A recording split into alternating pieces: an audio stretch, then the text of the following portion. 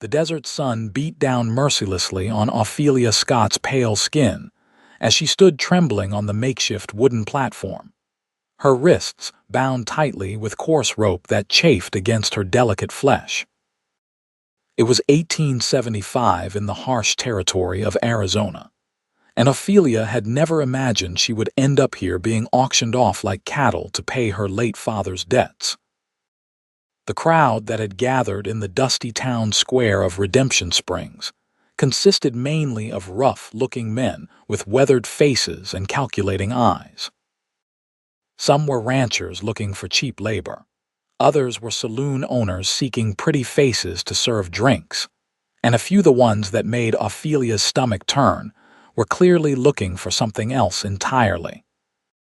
"Next up, we have this fine specimen," bellowed the auctioneer, a portly man with a greasy handlebar mustache and a voice that carried across the square. "Young lady, good breeding, educated too, can read and write, play the pianoforte, and has a knowledge of household management. Starting bid is $50. Ophelia felt her chest tighten as the men began to call out numbers. 50, 75, 100.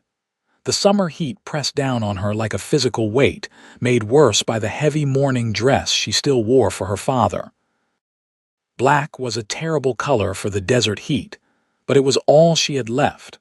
Her father, a once respected businessman from Boston, had moved them west after her mother's death, seeking new opportunities in the expanding territories. But he had found only disappointment, debt, and finally, an early grave. What he hadn't told her was that he had taken loans from some very dangerous men, using his only daughter as collateral. 150, called a man with a cruel twist to his mouth. He owned the largest saloon in town, and rumors about how he treated his girls made Ophelia's blood run cold. 200, countered another, a cattle baron old enough to be her grandfather, with yellowing teeth and hands spotted with age. The bidding continued to rise as Ophelia felt the world begin to spin around her. The heat, the fear, the humiliation, it was too much. Dark spots danced at the edges of her vision as the auctioneer's voice seemed to come from farther and farther away. 250 to Mr. Jenkins. Do I hear 300? Just as the gavel was about to fall, a deep voice cut through the haze of Ophelia's consciousness. $500. The crowd turned as one to see a tall figure striding purposefully toward the auction block. Ophelia tried to focus on him, but the world tilted sharply, and she felt herself falling into darkness. Strong arms caught her before she hit the wooden planks. As consciousness slipped away, she heard that same deep voice, closer now, filled with a quiet authority that brooked no argument. "She's not for sale." When Ophelia regained consciousness, she was lying on a soft bed in a room she didn't recognize. Sunlight filtered through lace curtains, casting dappled patterns on a simple but clean wooden floor. She tried to sit up, but a wave of dizziness forced her back down. "Easy there, miss. You've had quite a morning." Ophelia turned her head to see a woman in her 50s with kind eyes and silver-streaked hair pulled back in a practical bun. She was sitting in a rocking chair by the bed, a piece of mending in her capable hands. "Where am I?" Ophelia asked, her voice raspy. "You're at the Silver Creek Ranch, about 5 miles outside of town. I'm Martha Wilson, the housekeeper here." The woman set aside her sewing and poured water from a pitcher into a glass, which she offered to Ophelia. "Drink this slowly." Ophelia did as she was told, the cool water bringing blessed relief to her parched throat. "How did I get here?" "Mr. Sutherland brought you." "Xavier Sutherland, he owns this ranch." Martha's expression softened. "He caused quite a stir in town, I hear, stopping that auction the way he did." Memory flooded back the auction block, the leering faces, the voice that had cut through her fear, the strong arms that had caught her. Ophelia felt her cheeks flush with shame and confusion. "Why would he do that? He doesn't even know me." Martha shrugged. "That's a question for him, I suppose." Though I will say, Mr. Sutherland has always had a strong sense of right and wrong. Never could stand to see anyone mistreated, not even the most ornery Mustang in his herd. She stood, smoothing her apron. He'll be back from the south pasture by supper time. You rest until then. Doctor said you were suffering from heat exhaustion and likely hadn't had a proper meal in days. She wasn't wrong. After her father's death 3 weeks ago, Ophelia had rationed what little food remained in their small house on the edge of town, not knowing how she would earn money to buy more. Then the men had come, explaining her father's debts and what would happen to her if they weren't paid. Martha left the room, returning shortly with a tray bearing a bowl of stew, fresh bread, and a cup of tea. The savory aroma made Ophelia's stomach growl audibly, reminding her that Martha's assessment had been correct. Eat, the housekeeper said kindly. Then rest some more. There'll be time enough for questions later. Ophelia ate gratefully, though anxiety still twisted through her. What would this Xavier Sutherland expect in return for his intervention? Men, in her experience, rarely did something for nothing, especially not for a woman. Her father had protected her from the harsh realities of life in these territories, but she wasn't naive. After eating, she dozed fitfully, waking occasionally to the unfamiliar sounds of a working ranch, distant cattle lowing, the clatter of hooves, men's voices calling to one another. The afternoon light had shifted to the golden hue of early evening when she heard heavy footsteps approaching the door. There was a brief knock, and then the door opened to reveal a tall man in his early 30s, with sun-bronzed skin and eyes the color of a summer storm. His dark hair was slightly too long, curling at the collar of his shirt, and there was a day's worth of stubble shadowing his strong jaw. He was still dusty from riding, but he'd removed his hat, which he now held in hands that were calloused from hard work. "Miss Scott," he said, his voice the same one she remembered from the auction. "I'm Xavier Sutherland. I hope you're feeling better." Ophelia sat up, clutching the quilt to her chest even though she was fully dressed. "Mr. Sutherland, I don't know how to thank you for what you did today." A muscle ticked in his jaw as he stepped further into the room. "No thanks necessary. What was happening wasn't right." "Nevertheless, you saved me from—" She couldn't bring herself to finish the sentence. Xavier's expression darkened. "No one should be sold like property. Not here, not anywhere." There was something in his tone that suggested a deeper conviction than mere frontier chivalry. "I should tell you, sir, that I have no means to repay the money you spent. My father's debts consumed everything we had." He waved this away. "I didn't help you expecting repayment, Miss Scott." "Then why did you?" The question slipped out before she could stop it, but she needed to know where she stood, what was expected of her. Xavier was quiet for a moment, studying her with those storm-gray eyes. "Because it was the right thing to do," he said finally. "And because I've seen what happens to women when good men stand by and do nothing." Something in his words, in the intensity of his gaze, made Ophelia believe him, though caution born from recent hardship kept her wary. "Martha tells me you're alone now," he continued. "No family." Ophelia shook her head. "My mother died 5 years ago. My father brought us west afterward, but he passed 3 weeks ago, pneumonia. I'm sorry for your loss. Thank you." She twisted the edge of the quilt between her fingers. "Mr. Sutherland, I appreciate your kindness, but I can't impose on you further. Once I'm well enough, I'll find work in town." Xavier frowned. "The town that was willing to auction you off this morning. I wouldn't recommend it, Miss Scott. Those men who wanted to buy you, they are not likely to take kindly to being outbid." A chill ran through her at his words. He was right, of course. The faces in that crowd wouldn't simply forget about her. "What choice do I have?" she asked softly. Xavier shifted, looking slightly uncomfortable. "I have a proposition. My ranch is doing well, but the house lacks proper management. Martha does her best, but she's getting on in years. I need someone who can run the household, keep accounts, write correspondence. Martha says you're educated, Ophelia nodded. Yes, I attended Miss Porter's school in Connecticut before we came west. I can read, write, cipher.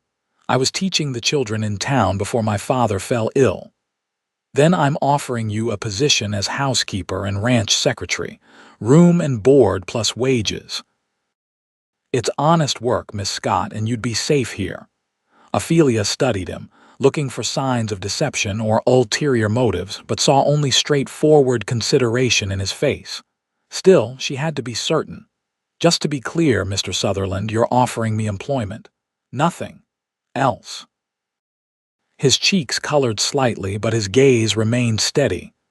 Just employment, Miss Scott. You have my word as a gentleman. Relief washed through her. Then I accept your offer, Mr. Sutherland, gratefully. Good, he nodded, appearing genuinely pleased. Rest tonight. Martha will show you around tomorrow. He turned to leave but paused at the door. And Miss Scott, welcome to Silver Creek. As the door closed behind him, Ophelia sank back against the pillows. For the first time since her father's death, she allowed herself to feel a glimmer of hope. The next morning, Ophelia woke to birdsong and the distant sounds of ranch life already in full swing. Sunlight streamed through the window, illuminating a simple but pleasant room that she now noticed contained a wardrobe, a washstand, and a small writing desk, in addition to the bed where she lay. A soft knock at the door preceded Martha's entrance. The housekeeper carried a tray with breakfast and a steaming pitcher of water. Good morning, Miss Scott. Thought you might like to freshen up before I show you around. Thank you, Martha, and please call me Ophelia. Martha smiled as she set down the tray. Very well, Ophelia. I've brought some of my daughter's old clothes for you. They might be a bit large, but they'll do until we can get you proper things from town. Ophelia hadn't considered that she had nothing but the black mourning dress she'd been wearing at the auction. That's very kind. I'll repay you once I've earned some wages. Nonsense. My Betsy's married and living in Denver now. These have just been gathering dust. Martha laid out a simple calico dress, undergarments, and a pair of sturdy boots. Now eat your breakfast while it's hot. There's plenty to see, and Mr. Sutherland wants you to join him for the midday meal to discuss your duties. After washing, dressing, and finishing a breakfast more substantial than anything she'd eaten in weeks, Ophelia followed Martha through the ranch house. It was larger than she'd expected, a sprawling single-story structure built from local stone and timber, with a wide veranda wrapping around 3 sides. Mr. Sutherland's grandfather built the original cabin, Martha explained as they walked. His father expanded it, and Xavier added the east wing after he took over. 10 bedrooms altogether, though most are empty now. It seems like a lot of house for one man, Ophelia observed. Martha's expression grew slightly sad. His parents had big dreams for this place. Imagined it filled with children and extended family. But fever took Mrs. Sutherland when Xavier was just 16, and his father never remarried. Mr. Sutherland Sr. passed on 7 years ago, leaving Xavier the ranch.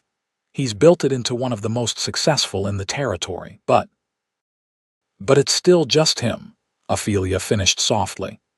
Him and the ranch hands in the bunkhouse, and me coming in daily from my cottage down the lane. It's a lonely life for a young man. Martha showed her the kitchen with its large hearth and baking oven, the dining room with a table that could seat 20, a study filled with books, and a parlor that looked barely used. Your room is in the west wing, along with mine when I stay over during bad weather. Mr. Sutherland's quarters are in the east wing. The middle section has the common rooms and guest bedrooms, though we rarely have visitors except for cattle buyers or the occasional traveler passing through. By midday, Ophelia had been introduced to the cook, a cheerful Mexican woman named Sophia who came in daily to prepare meals, and had glimpsed some of the ranch hands working near the house. The property itself was vast, thousands of acres of grazing land stretching toward distant mountains, with corrals, barns, and outbuildings clustered near the main house. At precisely noon, Martha led her to the study where Xavier Sutherland waited. He looked different today, clean-shaven, dressed in a crisp white shirt with a vest, though he still wore denim trousers and boots rather than formal attire. "Miss Scott," he greeted her, rising from behind his desk. "I trust you're feeling stronger today." "Much thank you." "Martha has been very kind, showing me around your beautiful home. Please sit." He gestured to a chair across from his desk. "Have you had time to reconsider my offer? I wouldn't blame you if you've changed your mind." "Not at all," Ophelia assured him. "I'm grateful for the opportunity, Mr. Sutherland." He nodded, seeming relieved. "Good. As I mentioned, I need someone to manage the household and help with correspondence and accounts. I spend most days working with the herd or handling ranch business, and frankly, the house has suffered for lack of proper attention." He wasn't exaggerating. Ophelia had noticed. While clean thanks to Martha's efforts, many rooms had an unlived-in feel, with furniture arranged haphazardly and walls bare of decoration. "I understand you'll need time to recover fully," Xavier continued. "But once you're ready, I'd like you to take inventory of what's needed to make this place function properly. Order whatever supplies you think appropriate. I want this to be a real home again, not just a place to eat and sleep." Something in his tone made Ophelia wonder about the man behind the businesslike exterior. What had his life been like, growing up here, losing his mother so young, inheriting such responsibility? "I'll do my best," she promised. "Though I should warn you, my experience managing a household this size is limited." "You'll learn," he said with unexpected gentleness, "and Martha will help until you find your footing." They discussed practical matters, her wages generous, her days off Sundays, her specific duties. Xavier explained that while Martha would continue with the cleaning and Sophia with the cooking, Ophelia would oversee the entire household, manage the accounts, and handle correspondence. "I've neglected some business relationships," he admitted. "Letters unanswered, invitations declined. My father had connections throughout the territory that I've allowed to lapse." "You've been busy running the ranch," Ophelia suggested. A brief smile crossed his face, transforming his serious expression. "True, but that's no excuse. A successful rancher needs allies." As they concluded their meeting, Xavier hesitated, then added, "There's one more thing, Miss Scott. I believe it would be best if, when we go into town, we explain your presence here as a distant cousin come to help after my advertisement for a housekeeper. People in these parts can be judgmental about unmarried men and women living under the same roof." Ophelia hadn't considered this aspect, but he was right. Her reputation, already precarious after the auction incident, would be ruined completely if people thought she was living unchaperoned with a bachelor, regardless of the professional nature of their arrangement. "Of course," she agreed. "Cousin Ophelia from the East, answering your call for household help." "Exactly." He looked relieved. "We'll ride into town in a few days once you're fully recovered to purchase whatever you need for yourself and the house, and to establish your new identity in the community." As Ophelia left the study, she felt a curious mixture of emotions. Gratitude for Xavier's thoughtfulness, anxiety about her new responsibilities, and beneath it all, a strange flutter whenever she recalled the way his smile had transformed his face. Over the next few days, Ophelia threw herself into learning the rhythms of ranch life. She rose early, taking breakfast with Martha in the kitchen while Sophia prepared larger portions for the ranch hands. She studied the house ledgers, making notes of supplies needed and areas requiring attention. She drafted letters for Xavier to sign, reopening communications with business associates and neighboring ranchers.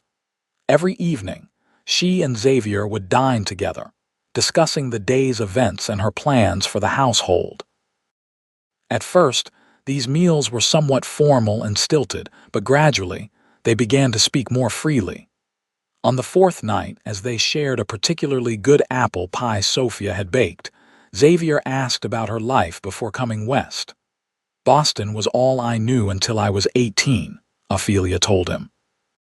My father owned an import business, textiles mainly. We lived in a fine townhouse, attended the right social functions.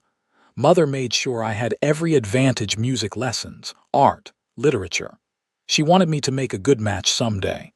And you came west instead, Xavier observed. Ophelia nodded. After Mother died, Father seemed lost. When he heard about opportunities in the territories, he sold everything and brought me here. I think he was running from memories. That must have been difficult for you. It was an adjustment, she admitted. Boston society doesn't prepare a girl for life in a place like Redemption Springs. But Father did his best and I adapted. Xavier studied her with those perceptive gray eyes. You're resilient. Necessity makes us so, she replied. Then, feeling bold, she added, What about you, Mr. Sutherland? Have you always lived here? A shadow crossed his face. Except for 2 years. After my mother died, Father sent me to school in Denver. He thought I needed discipline, structure. His mouth twisted in a wry smile. I was angry back then. Wild. Ophelia tried to imagine the controlled, responsible man before her as a wild youth. What changed you? Time, responsibility, watching my father work himself to death trying to keep this place going. He set down his fork. I came back at 18, determined to prove myself. By the time Father died, I was practically running the ranch already. There was something in his voice, not quite regret, but a certain wistfulness that made Ophelia wonder what dreams he might have sacrificed for this life. It's a beautiful legacy, she said softly. It is, he agreed. But sometimes I wonder if he stopped himself, shaking his head. Listen to me rambling. You'll think I'm ungrateful for what I have. Not at all. It's natural to wonder about the paths not taken. Their eyes met across the table, and Ophelia felt a moment of perfect understanding pass between them, two people whose lives had been shaped by duty and circumstance rather than choice. The moment was broken by Sophia entering to clear the dishes, but something had shifted. That night, lying in bed, Ophelia found herself thinking of Xavier's rare smile, the quiet strength in his hands as he'd passed her the bread at dinner, the way his voice softened when he spoke of his mother. Dangerous thoughts, she warned herself. He's your employer, your benefactor, nothing more. But her dreams that night were filled with storm-gray eyes and the echo of a deep voice saying, She's not for sale. The next morning, Xavier announced that they would ride into town for supplies. Redemption Springs was 5 miles from Silver Creek Ranch, an hour's journey by wagon. Ophelia dressed in the best of Martha's daughter's hand-me-downs, a blue calico that Martha had taken in to better fit Ophelia's slender frame. You look lovely, Martha assured her. A proper young lady. Xavier waited with the wagon, dressed more formally than usual in a tailored jacket over his customary shirt and denim trousers. He helped Ophelia up to the seat with strong, gentle hands. Remember, he said quietly as he took the reins, you're my cousin from back east, come to manage the household. I remember, she assured him. Cousin Xavier. His smile was quick but warm. It sounds strange when you say it. As they drove, Ophelia marveled at the landscape. She'd rarely left town since arriving in the territory, and never in this direction. The land rolled away in golden waves, dotted with scrubby juniper and the occasional arroyo carving through the earth. It's beautiful, she said, in a harsh way. That's a good description of the whole territory, Xavier agreed. Beautiful but unforgiving. It demands respect. How large is your ranch? About 15,000 acres, though only parts are suitable for grazing. We run nearly 2,000 head of cattle, plus horses for the ranch and some we break and sell. Ophelia tried to comprehend the scale of it. And you manage it all. I have good men working for me. Ramon is my foreman, you'll meet him soon. He practically raised me after Mother died. Xavier's hands were steady on the reins, his profile strong against the blue sky. But yes, ultimately the decisions are mine. It's an impressive achievement for someone so young. He glanced at her, a hint of amusement in his eyes. I'm 32, Miss Scott, hardly a youth. Still, she insisted, many men twice your age haven't accomplished half as much. A faint flush colored his cheeks, and he turned his attention back to the road. Your father was in business. Imports, you said. She allowed the change of subject, telling him more about her father's business in Boston and his failed attempts to establish trade in the territories. He wasn't suited to this place, she concluded sadly.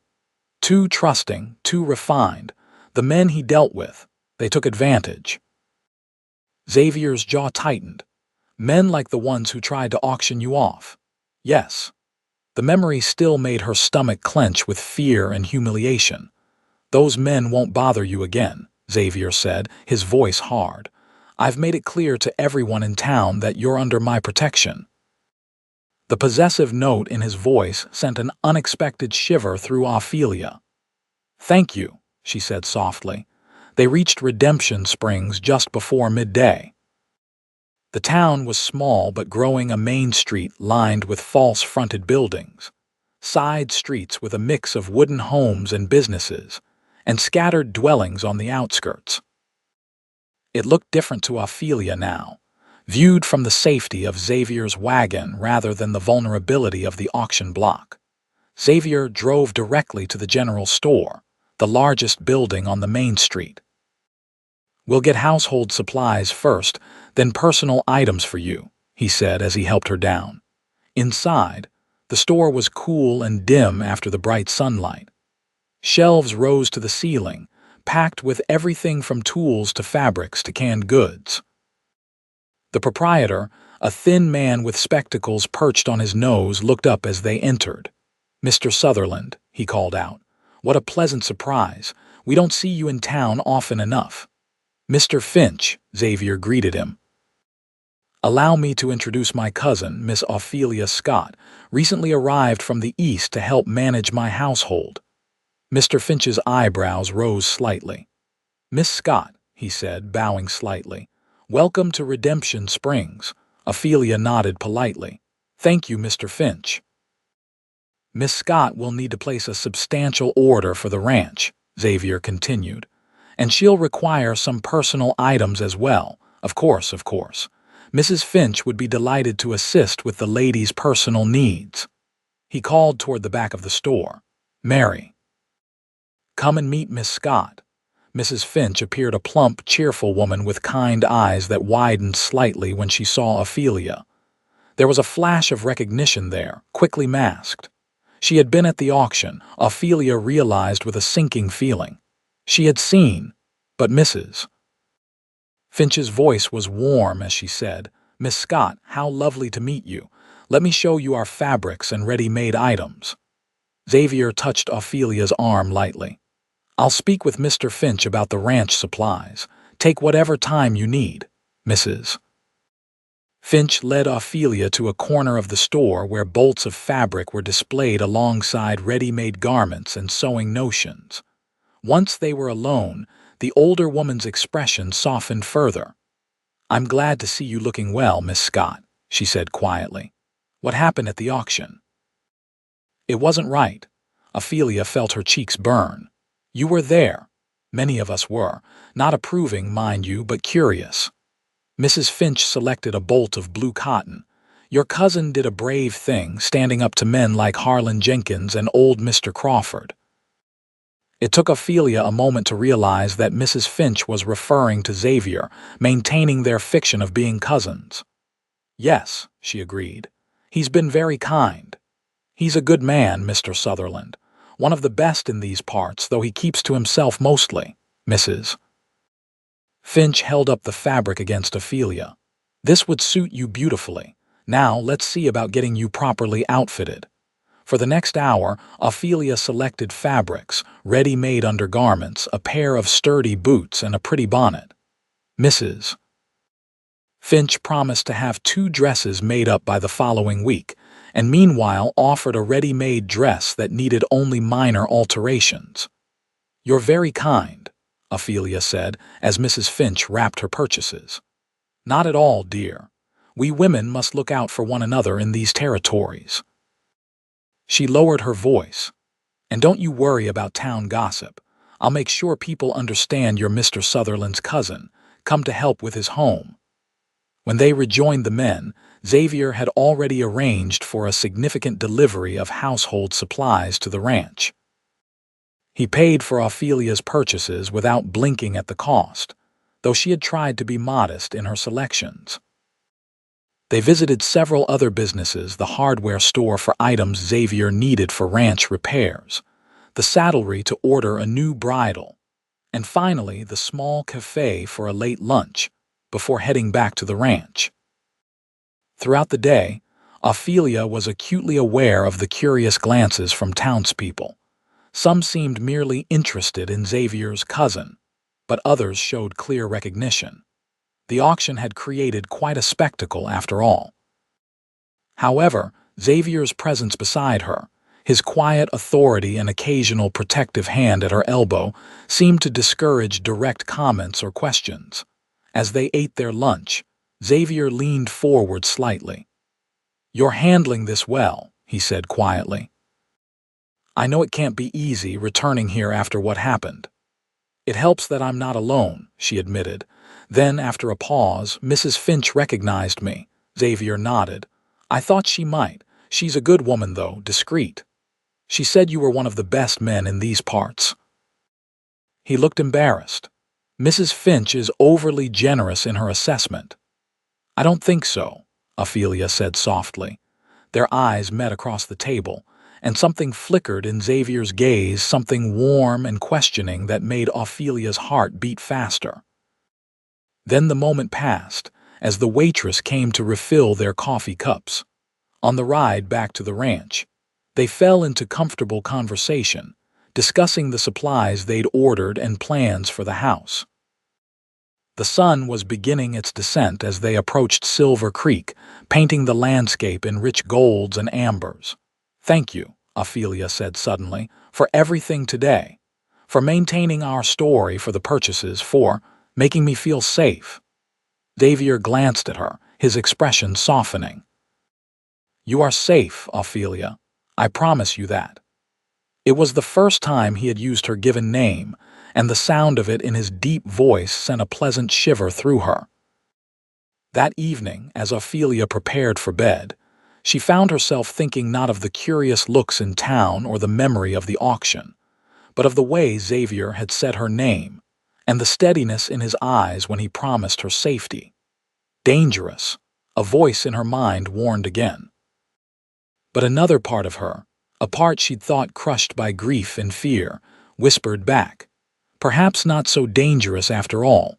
The weeks that followed fell into a pleasant rhythm.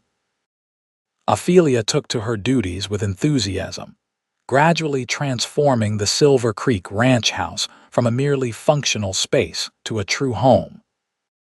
Fresh curtains appeared at windows, furniture was rearranged for better conversation, flowers from the small kitchen garden brightened tables, and meals became more social occasions rather than mere necessity.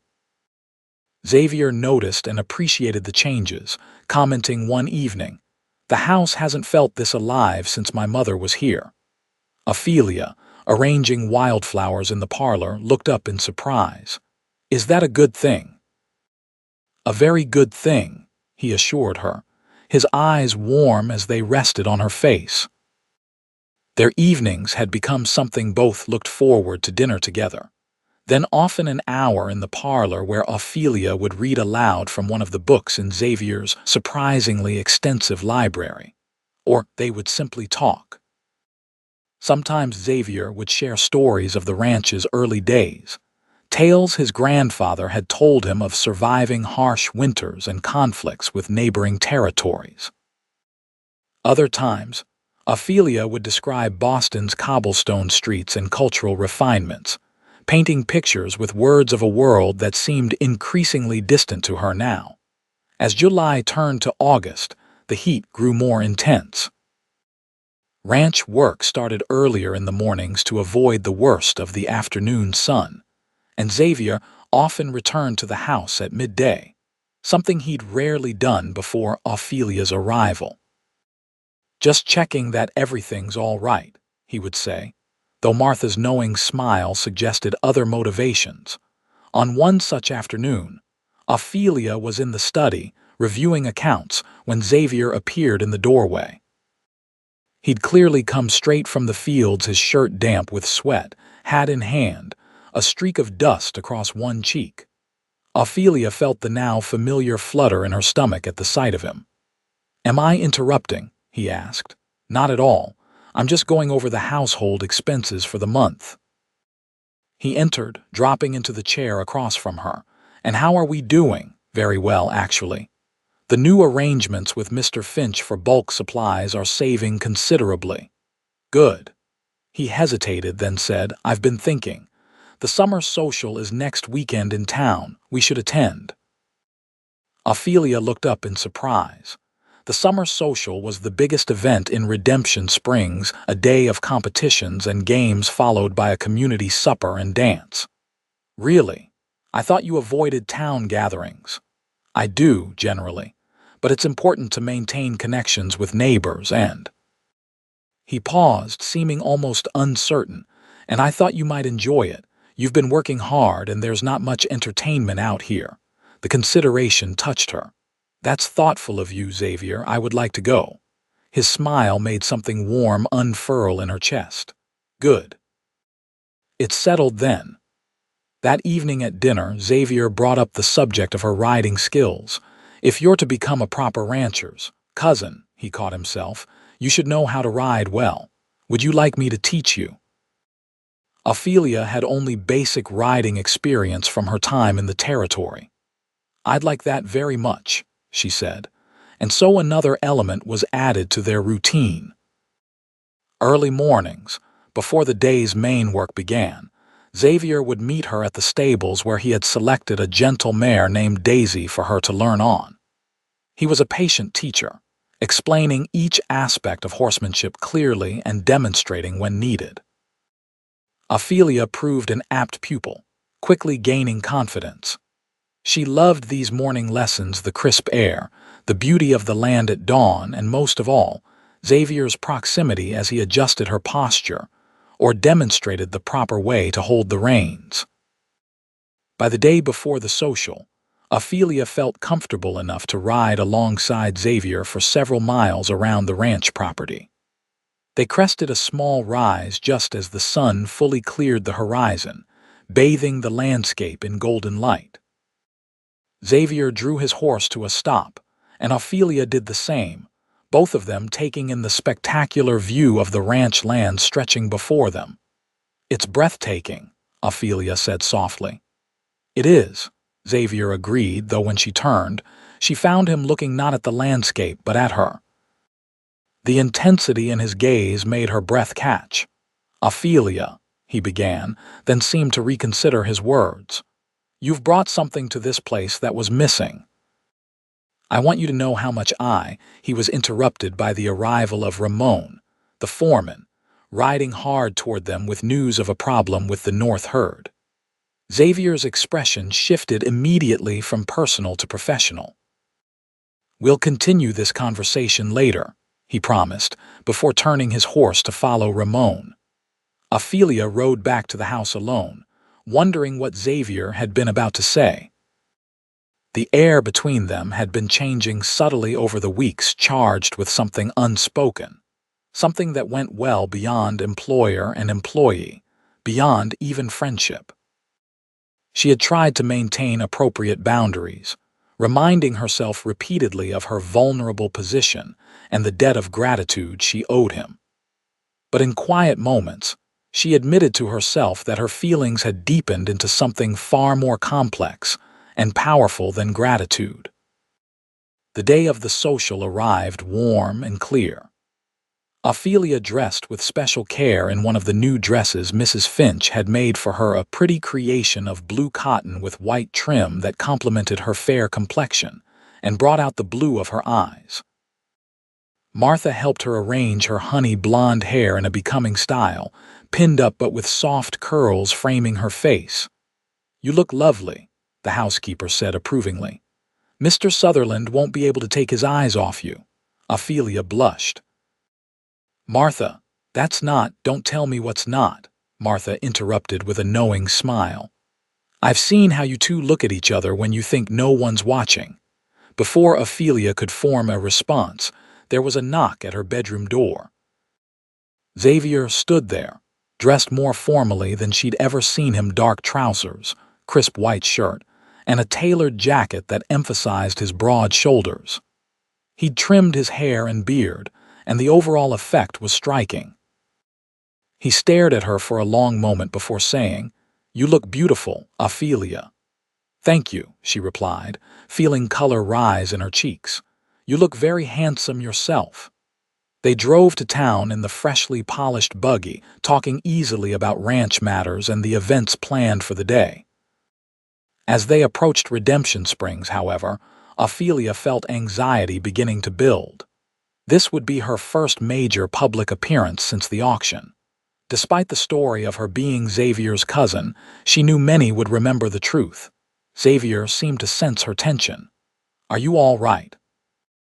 he asked. "Just a bit nervous," she admitted. "Last time I was the center of attention in this town, it wasn't under pleasant circumstances." His hand covered hers briefly where it rested on the seat between them. "Anyone who dares say a word against you will answer to me," he said, his voice calm but with an undercurrent of steel. The social was held in the town square, the same space where the auction had taken place, a fact that didn't escape Ophelia's notice. But today, the area was transformed with bunting and tables laden with food, a platform for musicians, and various areas set up for games and competitions. Their arrival caused a stir. Xavier Sutherland rarely attended town functions, and never with a companion. Mrs. Finch approached immediately, welcoming them warmly and introducing Ophelia to several of the town's leading ladies as Mr. Sutherland's cousin from back east. The women were curious but friendly, asking Ophelia about her journey west and her impressions of the territory. She answered carefully, maintaining their fiction while trying to be as truthful as possible otherwise. Throughout the day, Xavier remained close, introducing her to neighboring ranchers and businessmen he dealt with. Some eyed her with obvious curiosity, a few with barely concealed recognition, but none dared comment directly on her previous appearance in the square. As the afternoon progressed, Ophelia began to relax and enjoy herself. She cheered Xavier on in the shooting competition, which he won handily, and laughed as he good-naturedly joined a tug-of-war that ended with his team being pulled into the town's horse trough. "You're enjoying this," he accused as he returned to her side, still damp but grinning. "Immensely," she admitted, "though I'm sorry about your jacket." "A small price to pay for your smile," he said softly, and there it was again, that current between them, growing stronger by the day. As evening approached, tables were pushed aside to create space for dancing. The local fiddler and a few other musicians took their places, and couples began to gather. Xavier turned to Ophelia with a slight bow. "May I have this dance, Miss Scott?" Her heart quickened. "You may, Mr. Sutherland." He led her into the gathering of dancers, placing one hand properly at her waist while taking her right hand in his left. The music began a simple waltz, and they moved together with surprising grace. "You dance well," she remarked, impressed. "My mother insisted I learn. Said a gentleman should know how to dance, even in the territories." His hand was warm against the small of her back, guiding her through the steps. She would have liked you. Would she? The thought pleased Ophelia immensely, very much. She valued education, refinement, but also courage. You have all those qualities. Ophelia looked up into his eyes, finding them warm with admiration. Thank you. They danced several more times, stopping occasionally for refreshments or conversation with others. As the evening wore on, Ophelia noticed a change in Xavier. He seemed increasingly tense, his eyes scanning the crowd as if looking for someone. Is something wrong? She asked finally. He hesitated, then admitted, Harlan Jenkins is here, the saloon owner who was bidding on you at the auction. Ophelia felt a chill despite the warm evening. Oh. He's been watching us. I don't like it. As if summoned by their conversation, a tall man with cold eyes and an elaborately waxed mustache approached. He wore an expensive suit that somehow failed to disguise the coarseness beneath. Sutherland, he greeted, his voice oily. Quite a surprise to see you socializing. His eyes shifted to Ophelia, lingering in a way that made her skin crawl, and with such charming company. Xavier's body tensed beside her. Jenkins, he acknowledged curtly. Miss Scott is my cousin, recently arrived from the East. Jenkins smiled, revealing tobacco-stained teeth. Is that so? Curious. She bears a striking resemblance to a young lady I nearly acquired at auction not long ago. He turned his gaze fully on Ophelia. Remarkable similarity, same golden hair, same blue eyes. Xavier stepped slightly forward, placing himself partially between Ophelia and Jenkins. I believe you've had too much to drink, Jenkins. You're mistaken. Am I? Jenkins looked amused. Perhaps memory plays strange tricks. He tipped his hat. Enjoy your evening, Sutherland. Miss Scott, was it? A pleasure. As he walked away, Ophelia released a breath she hadn't realized she was holding. He knows, she whispered. Yes, Xavier agreed grimly, but he can't prove anything and he won't risk openly challenging me. He looked down at her, concern evident in his expression. Are you all right? Would you prefer to leave? Ophelia considered this. Part of her wanted to flee to return to the safety of Silver Creek, but another part, a stronger part, refused to be intimidated. No, she decided. I won't let him ruin our evening. Xavier's expression softened with admiration. You're remarkable, Ophelia Scott. They remained at the social for another hour, though Xavier kept a watchful eye on Jenkins, who maintained his distance but continued to observe them. When they finally departed, the night was fully dark, stars scattered across the velvet sky like diamonds. The ride back to the ranch was quiet, both of them absorbed in their thoughts. When they arrived, Xavier helped Ophelia down from the buggy, his hands lingering at her waist slightly longer than necessary. Thank you for today, she said softly. Despite that unpleasantness at the end, I enjoyed myself very much. As did I. He hesitated, then added, Ophelia, about Jenkins, I'm not afraid, she assured him, though it wasn't entirely true. Not when I'm with you. In the silvery moonlight, Xavier's expression was intense, his eyes searching hers. Slowly, giving her every chance to pull away, he leaned down. His lips met hers in a gentle, questioning kiss. Ophelia's heart raced as she responded, her hands coming up to rest lightly on his chest. The kiss deepened, becoming something more certain, more passionate. When they finally pulled apart, both were breathing quickly. I've wanted to do that for weeks, Xavier admitted, his voice rough. I've wanted you to, Ophelia confessed. He brushed a strand of hair from her face, his touch reverent. This complicates things. Yes, she agreed.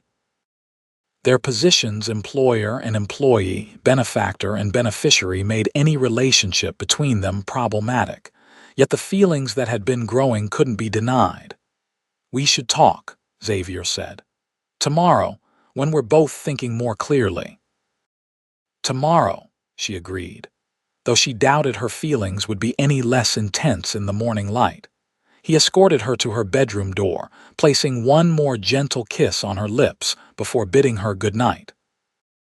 Ophelia entered her room, touching her fingers to her lips, still feeling the warmth of his kiss. Despite the complexity of their situation, despite Jenkins' thinly veiled threat, she couldn't help the happiness bubbling up inside her. She slept fitfully, dreams filled with dancing, Xavier's arms around her and occasionally Jenkins' cold eyes watching from the shadows. Ophelia was awakened before dawn by urgent knocking at her door. Disoriented, she rose and opened it to find Martha, her face grave. "What is it?" Ophelia asked, instantly alert. "Riders coming." Ramon spotted them, at least 10 men, approaching from town. Xavier says to dress quickly and meet him in the study. Cold fear washed through Ophelia as she hastily donned a dress. 10 men from town could only mean trouble, and she had little doubt who was leading them. Xavier was waiting in the study, fully dressed and buckling on a gun belt. His expression was grim but controlled. "Jenkins is coming with men from his saloon and a few others," he said without preamble. "They'll be here within 20 minutes. How do you know it's him?" Ophelia asked, though she already suspected the answer.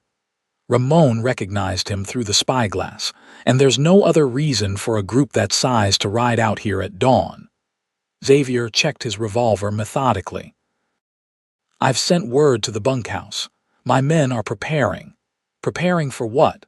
Ophelia's voice shook slightly.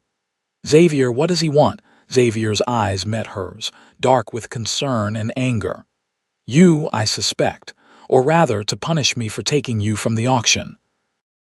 Jenkins doesn't like losing, and he especially doesn't like being publicly challenged." Fear clutched at Ophelia's heart. "This is my fault." "No," Xavier said firmly, crossing to her and taking her hands in his. "This is Jenkins being a power-hungry bully who can't stand that someone defied him. None of this is your fault. What are we going to do?" "I'm going to speak with him, find out what he wants. My men will be armed and ready, but visible confrontation is a last resort." He squeezed her hands. "Stay inside with Martha. No matter what you hear, don't come out unless I come for you or send Ramon." The sound of hooves in the distance reached them. Xavier's expression hardened. He pulled Ophelia to him for one fierce, brief kiss. "Trust me," he whispered against her lips. Then he was gone, striding out to the veranda to face whatever was coming. Ophelia moved to the window, where she could see without being easily spotted from outside. Jenkins and his men rode into the yard, dust rising from their horses' hooves in the early morning light. They formed a loose semicircle facing the house, with Jenkins slightly ahead. All were armed, though none had weapons drawn yet. Xavier stood on the veranda, apparently relaxed but alert. Ramon and 6 ranch hands emerged from various positions around the property, strategically placed and visibly armed. "Quite an early morning visit, Jenkins," Xavier called, his voice carrying clearly in the still dawn air. "What brings you and your friends to Silver Creek?" Jenkins dismounted smoothly, though the same couldn't be said for some of his companions. A few swayed slightly, suggesting they'd been drinking through the night. "Just a neighborly call, Sutherland," Jenkins replied, his voice falsely jovial. "Thought we might discuss a business matter." "Business is conducted during business hours at my office in town, not at dawn with an armed escort." Jenkins smiled unpleasantly. "This particular business couldn't wait. It concerns property that I believe you've misappropriated." Ophelia's stomach clenched. There was no mistaking his meaning. "I don't know what you're talking about," Xavier replied evenly. "I think you do." Jenkins gestured broadly. "That pretty little cousin of yours. Remarkable how she appeared just after that auction. Remarkable how she looks exactly like the girl I bid on." His voice hardened. "The girl you stole from a legal transaction. You can't steal a person, Jenkins, because people aren't property." Jenkins laughed, an ugly sound. "That's where you're wrong, Sutherland. That girl was collateral on a debt, legal and binding. Her father signed the papers himself." Ophelia gasped softly. Had her father truly done that, sold her to pay his debts, even if that were true, Xavier countered, which I doubt, you have no proof this woman is the same person. My cousin arrived from Boston to help manage my household. That's all there is to it. Is it? Jenkins took a step forward. Then you won't mind if we speak to her, clear up this unfortunate misunderstanding. My cousin is not receiving visitors, particularly not armed men at dawn. Jenkins' false pleasantry dropped away. We're not asking, Sutherland. That girl belongs to me by right. I paid good money to settle her father's debt, and I mean to collect what's mine. Xavier's voice remained calm, but Ophelia could see the tension in his shoulders. No one here belongs to you, Jenkins. I suggest you and your men leave my property before this becomes more serious than it already is. Jenkins sneered. You're outnumbered, Sutherland. Perhaps, Xavier acknowledged, but my men are sober, well-trained, and on home ground. How many of yours will fall before the rest turn tail? Are you willing to die over this? A tense silence fell. Ophelia held her breath, watching the tableau before her. Jenkins' men shifted uncomfortably, a few exchanging uncertain glances.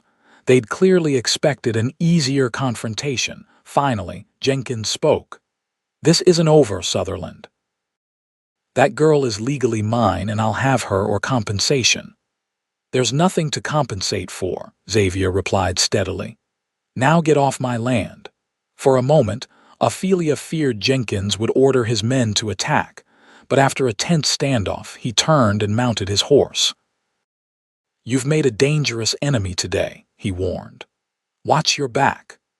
Xavier remained motionless on the veranda as Jenkins and his men rode away, dust billowing behind them. Only when they were well out of sight did he return inside, his face grim. Ophelia met him in the hallway, her heart pounding. Xavier, I heard what he said, about my father signing papers. Xavier's expression softened as he took her hands in his. Even if he did, Ophelia, it doesn't matter. No court in this territory would uphold a contract selling a person. It's against federal law. But what if he brings the law? What if there's a paper with my father's signature? Then we'll fight it, Xavier said simply. Together. The certainty in his voice steadied her. He won't give up, will he? Not easily, no. Jenkins has built his reputation on never backing down. Xavier led her to the study, closing the door behind them. We need to consider our options. They sat together on the small sofa, Xavier still holding her hand. First, we could continue as we are, maintaining that you're my cousin. It's your word and mine against Jenkins, and I have considerable influence in the territory. But there's risk, Ophelia noted, if he does have papers with my father's signature. Yes, which brings us to the second option. Xavier hesitated, seeming almost nervous, an expression she'd never seen on his face before. We could marry. Ophelia stared at him, certain she'd misheard. What? If you were my wife, Jenkins would have no claim on you whatsoever, regardless of any papers your father might have signed. A husband's rights supersede all prior contracts. He hurried on. I know this is sudden and not how things should be done, but it would provide immediate legal protection. You would marry me to protect me from Jenkins, Ophelia asked, trying to understand exactly what he was proposing. Xavier's grip on her hand tightened slightly. Not just for that reason, Ophelia. His eyes met hers, intense and sincere. I care for you deeply, more than I thought possible. These past months with you have been the happiest of my adult life.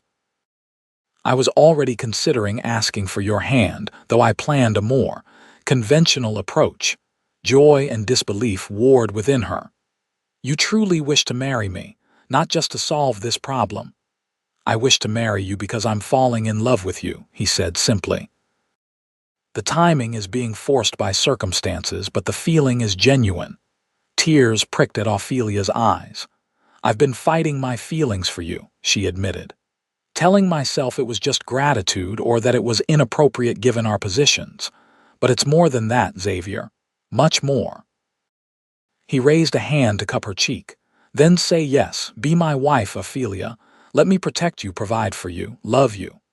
Yes, she whispered, joy bubbling up inside her despite the danger that had prompted his proposal. Yes, I'll marry you. His smile was radiant as he leaned forward to kiss her, a kiss filled with promise and tenderness. When they parted, he said, "We'll ride to town today, speak with the minister. The sooner we're married, the sooner you're legally protected." What about Jenkins? Once we're married, his claim, if he truly has one, becomes invalid. He may be angry, but there will be nothing he can legally do. Ophelia nodded, trusting Xavier's understanding of territorial law. Then let's not waste any time. They were married that same day in the small church in Redemption Springs, with Martha and Ramon as witnesses. The minister raised an eyebrow at the urgency, but performed the ceremony without question when Xavier explained they feared trouble from Jenkins. News of the Silver Creek owner's marriage spread quickly through town, and by the time they emerged from the church, several townsfolk had gathered to offer congratulations. Mrs. Finch was among them, her eyes shining with approval. "I knew from the moment I saw you two together," she told Ophelia as she embraced her. "Some things are simply meant to be." They spent their wedding night at the ranch, in Xavier's quarters, which would now be theirs together. Despite the rushed nature of their marriage, their first night as husband and wife was everything Ophelia could have hoped for: tender, passionate, and filled with whispered promises for their future. The next morning, as they lay together in the early dawn light, Xavier traced gentle patterns on Ophelia's bare shoulder. "No regrets?" he asked softly. She smiled, turning to face him. "None. Though I admit when I fainted at that auction block, I never imagined I'd end up here. When I caught you and said you weren't for sale, I never imagined I was catching my future wife," Xavier replied, pulling her closer. "But I'm very glad I did. As am I." She nestled against him, feeling safe and loved. Their peaceful moment was interrupted by urgent knocking at the bedroom door. Xavier rose quickly, donning trousers and a shirt before answering. Ramon stood there, his expression grave. "Sheriff's here, patron, with Jenkins and a document he wants you to see." Xavier's jaw tightened. "Tell them I'll be out shortly." He closed the door, turning to Ophelia. "It seems Jenkins is making his move sooner than expected." Fear flickered through her, but she pushed it aside. They had anticipated this. "I'll come with you." They dressed quickly and went to the study where Sheriff Taylor, a gruff but generally fair-minded man, waited with Jenkins, whose face bore a triumphant smirk. "Mr. Sutherland," the sheriff greeted. "Mrs. Sutherland," he added, acknowledging their new status. "I apologize for the early intrusion, but Mr. Jenkins here has brought a serious complaint that needs addressing." "Has he?" Xavier's voice was cool as he gestured for them to sit. He remained standing, one hand resting lightly on Ophelia's shoulder where she sat. Jenkins produced a folded document from his coat pocket with a flourish. "This is a legal contract signed by Edward Scott, pledging his daughter Ophelia as collateral against a loan of $2,000. Upon his death, with the loan unpaid, Miss Scott became my property." His eyes narrowed. "Property that you, Sutherland, stole from me at the auction." The sheriff accepted the document, examining it before passing it to Xavier. "It appears to be legally drawn up," he admitted, "though I'm not certain such a contract is enforceable." Xavier scanned the paper, his expression darkening. Ophelia leaned forward to see her father's familiar signature at the bottom. So it was true. He had sold her to pay his debts. The knowledge was like a physical blow. Xavier's hand squeezed her shoulder gently, a silent reminder of his support. "This contract, even if it were legal, which I dispute, is now irrelevant," he told the sheriff. "Mrs. Sutherland and I were married yesterday by Reverend Thompson. I have the marriage certificate here." He withdrew the document from his desk drawer, Jenkins' face contorted with anger. That's outrageous. You knew I had a prior claim, a claim on a human being. Xavier interrupted, his voice hard. Sheriff, you know as well as I do that no court in this territory would uphold such a contract. It violates federal law prohibiting involuntary servitude. The sheriff looked uncomfortable. He's right about that, Jenkins. Can't buy and sell people, loan contract or no.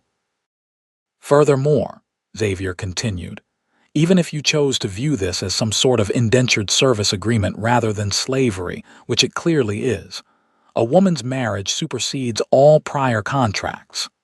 Mrs. Sutherland is now under my protection by law. Jenkins rose, his face flushed with rage. This is theft, plain and simple.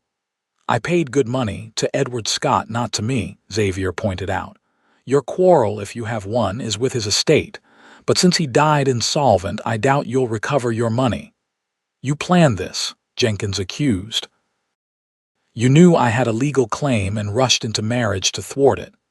We married because we wished to, Ophelia spoke up, her voice steady despite her inner turmoil. My father never told me about this contract. I knew nothing of it until yesterday. But even if I had, I would still have chosen to marry Xavier. The sheriff cleared his throat. Seems to me the matter's settled, Jenkins. The lady's married, legal and proper. Contract or no, she can't be claimed as payment for a debt now. Jenkins looked from the sheriff to Xavier, his expression murderous. This isn't over, Sutherland. Yes, it is, Xavier replied firmly. You've lost, Jenkins. Accept it and move on. For a moment, it seemed Jenkins might physically attack Xavier. Then, with a visible effort, he controlled himself. You've made an enemy today, Sutherland, a dangerous one. Are you threatening me in front of the sheriff? Xavier asked mildly, Jenkins' mouth twisted. Just stating a fact. He snatched the contract back from the sheriff's hand and stalked from the room. The sheriff sighed heavily. He won't let this go easily, Xavier. You know how he is. I know. But there's nothing he can legally do now.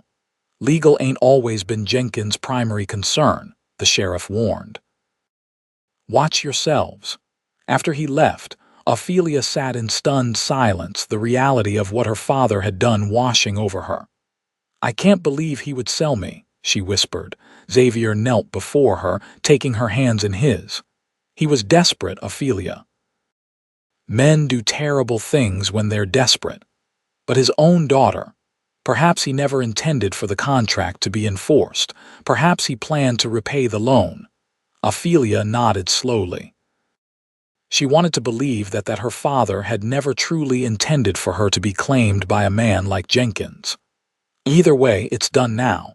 We're married, and Jenkins has no claim on me. No one does except yourself. Xavier's eyes were earnest. I meant what I said. We married because we wished to, because there's something growing between us that's worth nurturing. The timing was forced, but the feeling is real. Ophelia managed a small smile. I believe that too, and I don't regret our marriage, Xavier. I just need time to reconcile myself to what my father did. Of course. He pressed a gentle kiss to her forehead. Take all the time you need. The following weeks passed peacefully, with no further trouble from Jenkins. Xavier and Ophelia settled into married life, learning each other's habits and preferences, building a partnership that grew stronger daily. Xavier made a point of including Ophelia in ranch business, teaching her about cattle management and the financial aspects of running Silver Creek. She, in turn, continued transforming the house and managing the household with growing confidence. Their feelings for each other deepened as they shared not just their days but their dreams, fears, and hopes for the future. Xavier spoke of expanding the ranch, adding more land to the west. Ophelia confessed her desire to someday start a small school for ranch children who lived too far from town for regular education. Autumn arrived, bringing cooler temperatures and the cattle drive to market in Santa Fe. Xavier was away for nearly 2 weeks, the longest they had been separated since their marriage. Ophelia threw herself into household projects to distract from his absence, including organizing his study and sorting through long, neglected correspondence.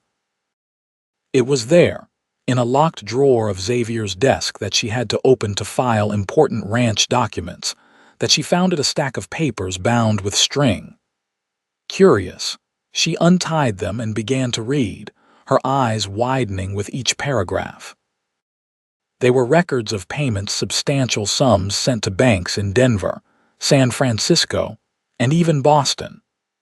Looking more closely, Ophelia realized with a shock that they were payments against her father's debts, dating back to shortly after the auction. Xavier had been quietly paying off everything her father had owed, including the money to Jenkins. Ophelia sat back, stunned by the discovery. Xavier had never mentioned this, never used it to gain her gratitude or affection. He had simply done it, quietly ensuring that her father's name would not be tarnished by unpaid debts. When Xavier returned from the cattle drive, tired but pleased with the prices he'd secured, Ophelia waited until they were alone that evening to confront him with her discovery. "Why didn't you tell me?" she asked, placing the papers on the table between them. Xavier looked at the documents, then at her face. "I didn't want you to feel obligated," he said simply. "You had enough burden without adding that. You paid Jenkins his $2,000. You paid everyone my father owed." "Yes." "Why?" Xavier was quiet for a moment. "Because I saw something in you that day at the auction, courage, dignity even in the face of humiliation. I couldn't bear the thought of your father's memory being tarnished by debt. And later, when I came to know you, to care for you, I wanted to give you peace of mind." Tears filled Ophelia's eyes. "All this time, I've worried what people thought of him, how he'd be remembered. And you were protecting his legacy without a word." Xavier moved to her side, drawing her into his embrace. "I did it for you, Ophelia, because I love you." It was the first time he had said those words directly, though his actions had been showing her for months. "I love you too," she whispered against his chest. "More than I can say." That night, their lovemaking had a new dimension, a deeper intimacy born of complete trust and understanding. As they lay together afterward, Xavier spoke of his plans for Silver Creek, for their future together. "I was thinking we might build a new wing on the house next spring," he said. "With a proper library that could double as a classroom for your school." Ophelia raised herself on one elbow to look at him. "You remembered." "Of course I did." His smile was tender. "Your dreams are important to me." The following spring brought new beginnings in more ways than one. Construction began on the new wing of the house, designed with Ophelia's input to include not just a library/classroom, but also additional bedrooms. This foresight proved prescient when, in April, Ophelia shared the news that she was expecting their first child. Xavier's joy was boundless. He lifted her in a careful embrace, spinning her around the parlor before setting her gently back on her feet. "A baby," he said wonderingly, placing a hand on her still flat stomach. "Our child." Harlan Jenkins left Redemption Springs that same spring, having sold his saloon and other businesses. Rumors suggested he had gambling debts in Santa Fe that had finally caught up with him. Whatever the reason, his departure removed the last shadow from Xavier and Ophelia's happiness. Their daughter, Elizabeth Martha Sutherland, was born on a crisp November morning in 1876. With Xavier pacing anxiously outside the bedroom door until Martha emerged to tell him he had a beautiful, healthy daughter, and that Ophelia was tired but well. As Ophelia watched Xavier hold their daughter for the first time, tears streaming unashamedly down his face, she reflected on the extraordinary journey that had brought them here. From the humiliation of the auction block to this moment of pure joy, it was almost impossible to believe. "She's perfect," Xavier whispered, gazing down at the tiny face peeking from the swaddling blanket. "Just like her mother. I was thinking she has her father's eyes, Ophelia replied with a tired smile. "Those same storm-gray eyes that saw me when no one else did." Xavier sat carefully on the edge of the bed, cradling their daughter in one arm while taking Ophelia's hand with the other. "That day at the auction, when you fainted and I caught you, something happened to me," he said softly. "It was like waking up after a long sleep. When I said you weren't for sale, I was saying it to myself as much as to them." "What do you mean?" "I mean that in that moment I knew I couldn't let you go, not because I wanted to possess you, but because something in me recognized something in you." He smiled, squeezing her hand. "I didn't understand it then, but I do now. It was the beginning of us." "The beginning of everything," Ophelia agreed, looking at their daughter, "and now we have even more." By Elizabeth's first birthday, Ophelia's small school was operating in the new library, with 5 children from neighboring ranches attending 3 days a week. Xavier had expanded Silver Creek's boundaries, purchasing adjacent land when Old Man Crawford decided to return east. Their home was filled with books, music, and laughter, the dream of Xavier's parents finally realized in the next generation. On the anniversary of their wedding, Xavier presented Ophelia with a gift, a small silver locket containing tiny portraits of himself and Elizabeth. "To remind you always that you are loved," he said as he fastened it around her neck. Ophelia touched the locket gently. "As if I could forget." She handed him a package of her own. "And this is for you." Inside was a finely bound journal, its leather cover embossed with the Silver Creek brand. "Open it," she urged. Xavier did, finding the first pages filled with Ophelia's elegant handwriting.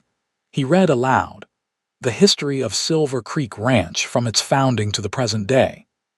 I've recorded everything you and Martha have told me about the ranch's history," Ophelia explained. "For Elizabeth and for—" She placed a hand on her stomach, still flat but holding their secret. "For this one and any others who might come along, so they'll know their heritage." Xavier's eyes widened. "Are you saying—" She nodded, smiling. "Dr. Miller confirmed it yesterday. We'll have another little one by summer's end." His whoop of joy brought Martha running, and soon the entire household was celebrating the news. That night, as they lay together in their bed, Xavier held Ophelia close. "You ever think about how different things might have been?" he asked. "If I hadn't been in town that day, if I hadn't seen you on that auction block?" "Sometimes," she admitted. "But then I remember something my mother used to say, that life takes us where we need to be, even if the path seems strange or frightening at the time." She turned in his arms to face him. "The auction was terrifying, humiliating. But it led me here to you, to Elizabeth and this new little one, to a life I could never have imagined but would never wish to change." "Not even a single day of it," Xavier agreed, his hand gentle on the slight curve of her belly. "From the moment you fainted and I caught you, saying you weren't for sale, our story was already written in the stars." "And what a wonderful story it's turning out to be," Ophelia murmured, nestling closer to the man who had saved her in every way a person could be saved, and whom she had, in her own way, saved in return. Outside their window, the vast landscape of Silver Creek stretched under a canopy of stars, a legacy of love and courage that would endure for generations to come.